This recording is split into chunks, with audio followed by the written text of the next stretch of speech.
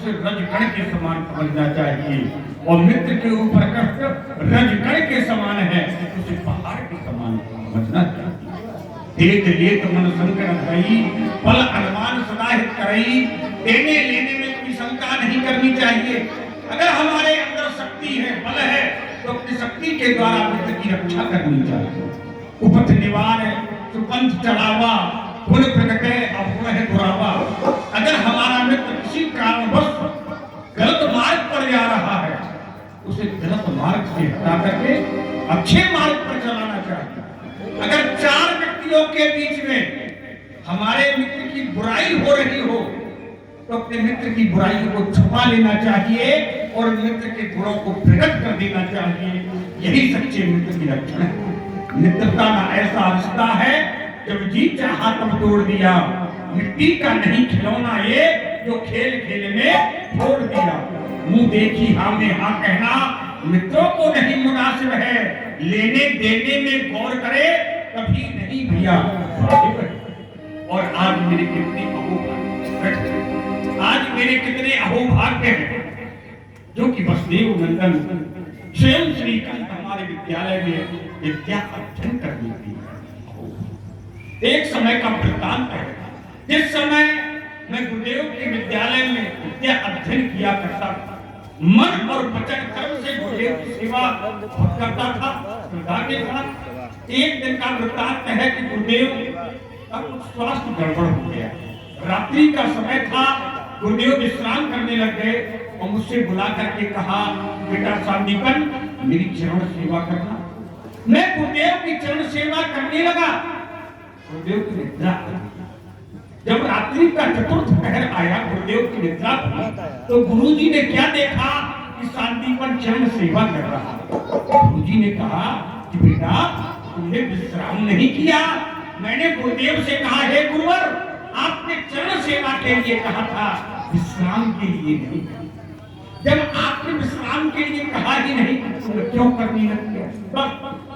मेरी इसी श्रद्धा भावना को देख करके गुरुदेव प्रसन्न हो गए और उन्होंने आशीर्वाद दिया कि बेटा सांदीपन, तुम्हारे समान विद्वान इस भूमंडल में दूसरा कोई नहीं होगा, और तुम एक विद्यालय चलाओगे, और तुम्हारे विद्यालय में स्वयं परात्पर ब्रह्म अखिल ब्रह्मांड नायक श्री कृष्ण चंद्र भगवान विद्या अध्ययन करने के लिए आएंगे। आज वही गुरुवार सत्य हो गए। अहोभाग्य। सभी विद्यार्थी खड़े हो जाएं और प्रार्थना करें।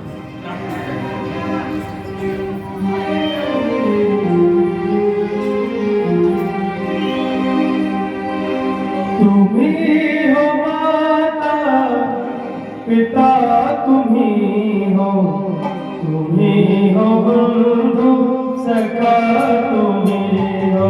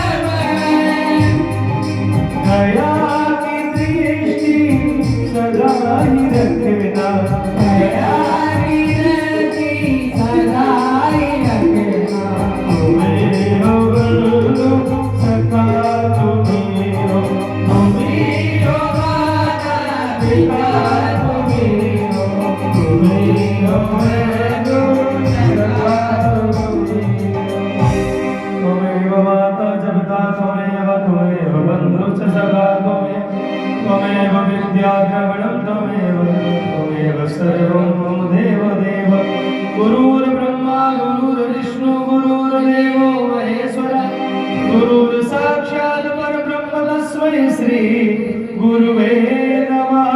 गुरुजी प्रणाम। नमस्तु, प्रसन्न रहो पुत्रो, आनंद में रहो। क्या हुआ बेटा, कुछ कहना चाहते हो क्या?